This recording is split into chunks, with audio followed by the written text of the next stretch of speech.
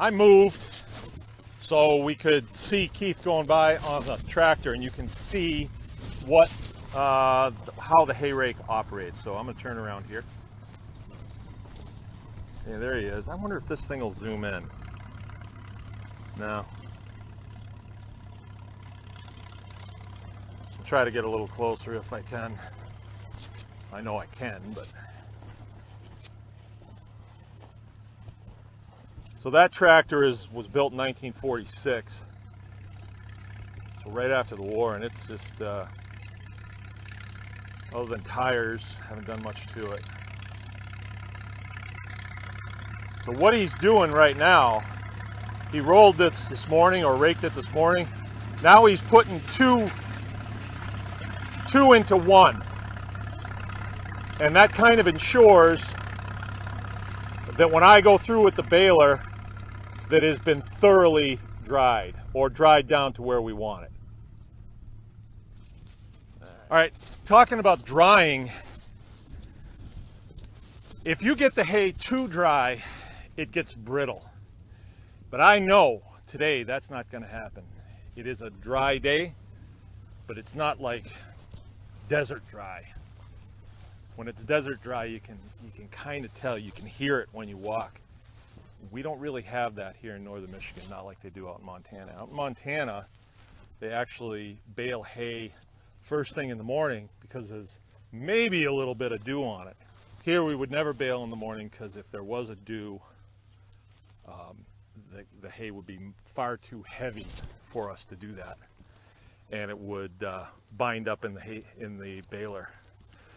So the percentage, I don't know, I just eyeball it, I pick it up, I feel it, I smell it, and they do have meters you can put in it. I don't bother with it. It's never been something that I've needed to do because I've never had a problem not doing it. I'll show you, that's where I was just a minute ago. That's the bottom field, so that would be the back 40. And then this middle field here, I didn't show you that one, but the middle field is my most productive field, or one of them. This field here, if we take a close look at this, there's quite a bit of hay out there. I mean, I usually get about 22 round bales off of this, and the round bales are over 1,000 pounds. So there's a lot of tonnage that comes off of here. You don't think of it. And this is not a huge field. This is probably 6 acres, right? Then right behind where Keith is right now, that is what we call the pig field. And that's so totally wet, you can't do anything with that. You can't get a piece of machinery on that. I think there is machinery out there, but we can't see it. It's sunk, right? And there's a pond right behind those dead trees. It's kind of dry right now, surprisingly, with all the rain that we've had. Okay, so here he comes again. I'm gonna let you see this right up close.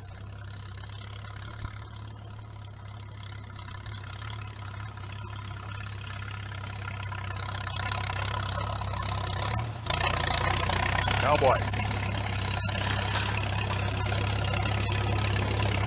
Beautiful, beautiful.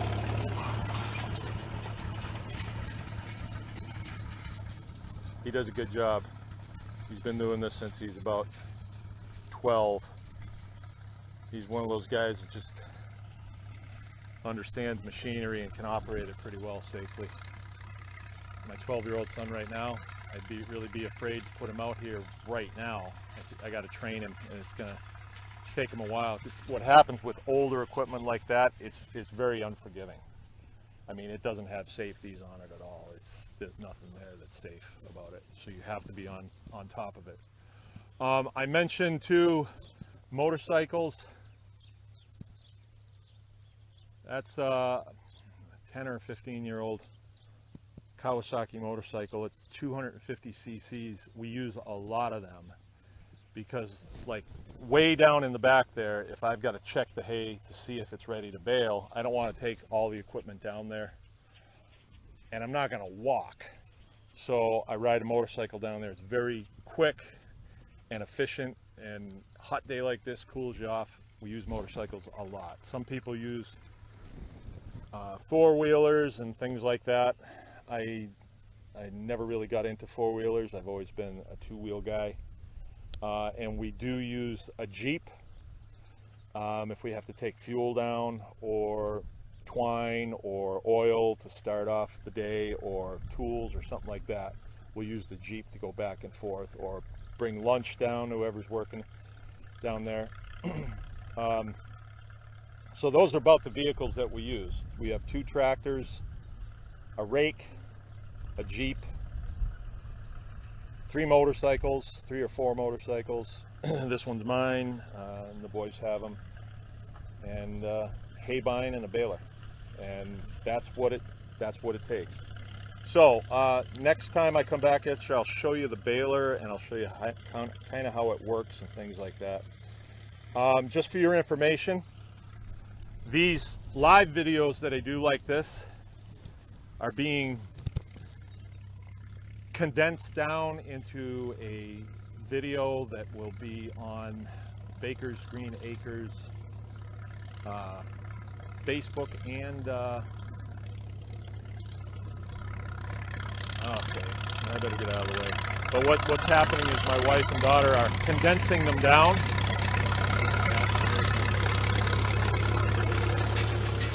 Break my motorcycle over. They're condensing them down, and they're putting them in categories like hay production. So if you wanted to know what I know about it, you could watch that video, and it would have all the pertinent parts. Like they're working on one about fencing right now. There's another one that's going to be fascinating. I mean, we've just broached the subject, and it has to do with, I guess we'll call them weeds, but all around us on this farm we have these plants that have been growing since long before we were here, and we try to make them not grow, but they keep growing. Now all of a sudden we've discovered that some of them have properties that we need as the humans who live here, and Jill is actually trying them out on us. So she's picking the lamb's quarter, and she's got a bunch of stuff that she picks, and been trying it out on our family. And we've had a real revelation here about the vegetation that grows around us, and how a lot of it's been dropped into the weed category, and it's just no good.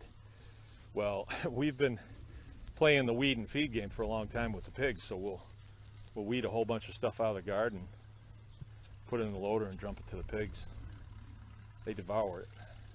I have the healthiest animals you've ever seen, but my cattle are eating off of fields that some of my neighbors would look at and say, "Boy, you got a lot of weeds out there." But the cattle eat it, and they do really well on it. The pigs eat it, and they do really well on it. I've got very healthy animals. So we're starting to surmise that a lot of these plants are things that we probably should be looking at, and not just throwing on the weed heap.